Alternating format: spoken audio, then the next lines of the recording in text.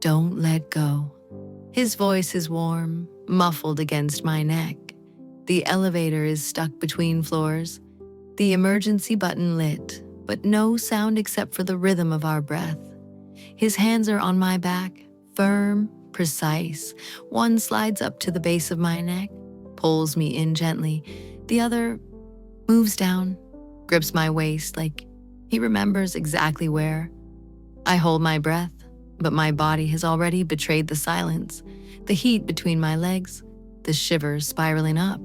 He whispers, "You still tremble the same way." My back touches the mirror, cold, a contrast to the heat of his mouth on the curve of my shoulder. My eyes close. I don't want them to, but they close, because everything that follows that touch, I already know and want. The elevator sways slightly. We haven't moved, and I don't want to, because now he looks at me like he never had the courage to before, and touches me like it's already too late to turn back. It was always at the end of the day, when everyone else had left, and I'd stay there, pretending to revise spreadsheets just to avoid going home. He'd pass my office, knock softly on the doorframe with his knuckles. "Good night," and I'd respond softly, without looking. The third or fourth time, he came in, sat across from me, tie loose, sleeves rolled up, the elegant fatigue of a man who didn't need to impress anyone. "You work too much," he said. I smiled, just a corner of my mouth. He looked at me like that smile had said something else, and stayed for long minutes. He never touched me, but the way he watched my hands while I typed, the way his voice lowered when asking questions, it was touch without touching. That night, I went home with his scent trapped in the collar of my coat. And for weeks, I kept the coat in the closet, unwashed, just to feel it. Nothing ever happened. But every time we saw each other, there was a pause, a held breath, an unspoken what if. And now, years later, he steps into the same elevator, same tie, same eyes, but no distance. Nothing ever happened. But maybe that made it worse, because what didn't happen stayed stuck in my throat, in my skin.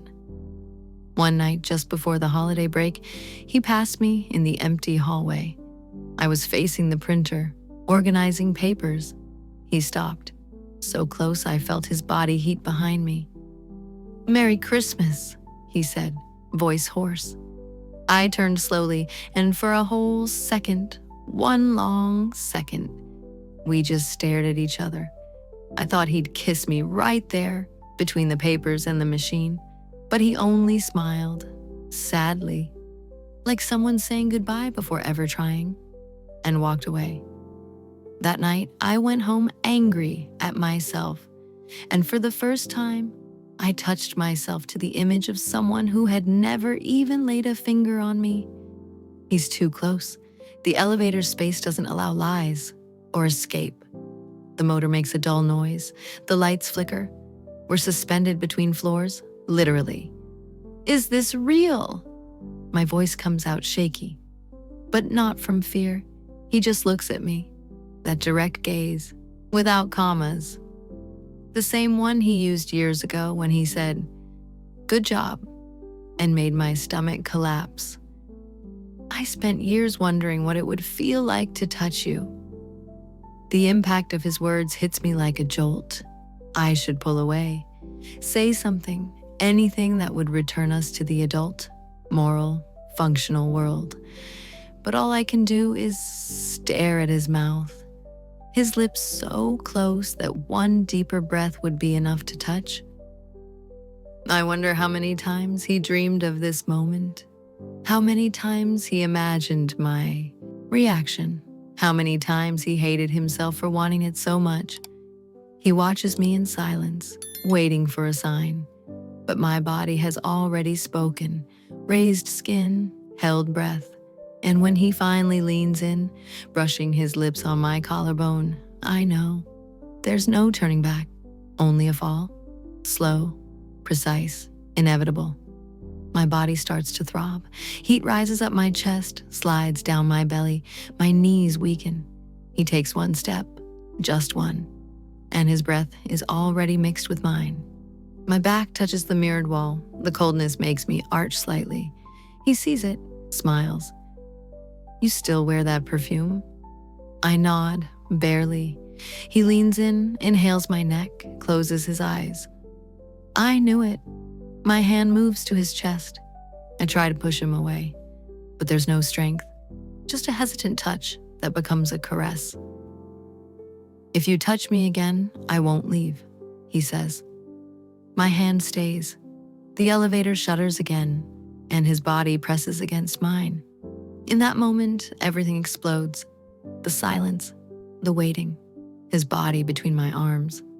I whisper something that startles even me. "Then don't.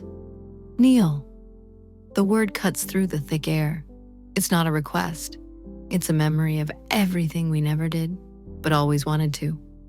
My knees bend slowly. The elevator floor is warm. The hem of my dress brushes my ankles. Silence deepens. He leans down. His hand touches my chin. Makes me look up. "You're still beautiful when you obey." It shouldn't excite me the way it does, but it does. Because some part of me always wanted to be seen, not just admired, commanded, by someone who knew exactly where to touch. And why? He holds my hips gently, without violence, but with control. Like someone asking permission through touch, but demanding with the eyes. I feel his breath graze my shoulders, my back, my lower spine. It's like every breath leaves an invisible mark, and I want them all. I want to remember later, when he's no longer here, when this elevator is just a number in my memory. And still, I'll tremble every time I ride another. My mouth goes dry. My hands move to his legs, slowly, as if tracing an old dream. "You remember the night of the conference? When you stayed late just to see me pass your office?" I nod. My fingers are already at the hem of his shirt, pulling with restrained urgency. He unbuttons slowly. Each button, a new inch of skin revealed, skin I had imagined for years. "Turn around," he whispers, and I do, on my knees, now with my back to him. His hand touches my neck, slides down my spine, grabs my hips with precision. Like this. He pulls me gently. My body responds before my mind can catch up. Hands on the floor, knees apart, my breath already erratic. "You liked that, didn't you?" His voice is against my ear. Low, rough, firm. "Say it." "Yes." The word escapes like a moan. "Then take it." And when he presses in, carefully but urgently, I feel my body arch instinctively, his mouth on my shoulder, his hot breath, his strong hand on my waist. The elevator remains stuck. But inside me, everything is moving. He lifts me effortlessly, as if he knows my exact weight, as if he's imagined this dozens of times. He positions me against the side wall of the elevator, my arms around his neck, my legs wrap around his waist like they belong there. The wall vibrates with our movement. Each thrust makes me hold my breath. Each pause drives me wild. "Look at me," he says, and I do. I see myself reflected in the mirror behind him, mouth parted, sweaty body, hair undone, but what disarms me is his gaze, because he's not just turned on, he's fully present. His hand runs up my back, tugs my hair slightly, and then his mouth finds mine. A deep kiss, lingering, wet. He moans into my mouth, and I come undone. My fingers grip his shoulders, my forehead touches his, breath ragged, his body fitting into mine with absurd precision. The heat between us is unbearable, the sound of our bodies echoing in the tiny space, sweat dripping between my breasts, his touch behind my knees. Everything moves, everything pleads, and when he slows, deeper, my body curves as if begging for more. More of him, more of me, more than this elevator can hold. I bite his shoulder. He laughs, breathless. You're worse than I remembered. And you, better than I dreamed.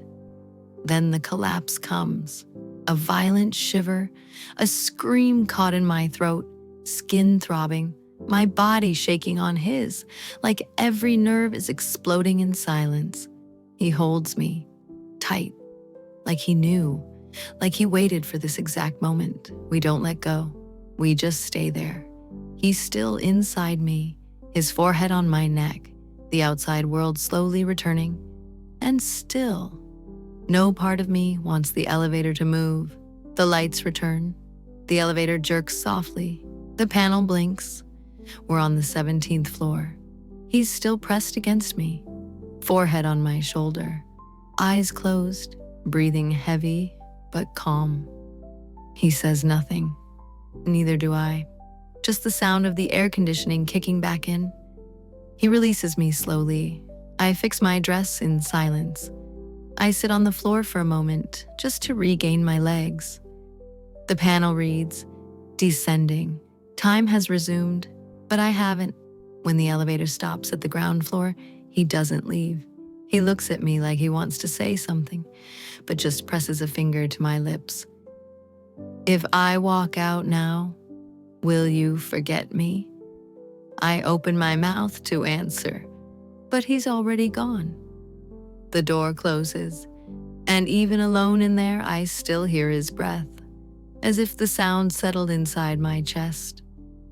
I place my hand on the mirror, leaving behind the imprint of my fingers, of my sweaty skin, like signing something I don't know how to explain.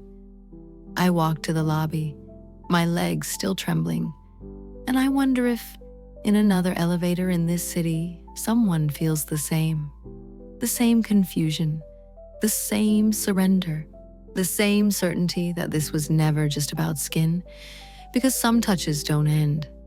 They just continue even when the world starts moving again, and his scent is still here, on the mirror, on the floor, on me. In the reflection, I see my face and ask silently, is he still trembling too? Or was I the only one left behind?